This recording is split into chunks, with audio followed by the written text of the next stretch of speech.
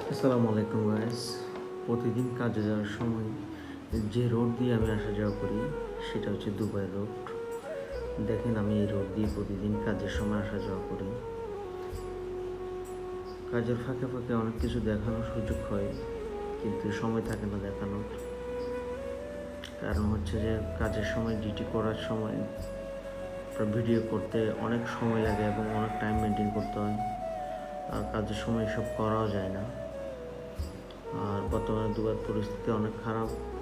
কেউ আসার আগে চিন্তা ভাবনা করে আসবেন, কারণ এখন ট্রান্সফার ভিসা বন্ধ হওয়ার কারণে অনেক কিছু করতে অসুবিধা হইতেছে।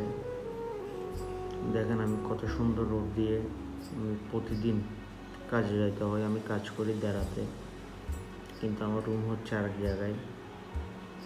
ঠিক আছে গাইস, সবাই দোয়া করবেন। আল্লাহ হাফেজ।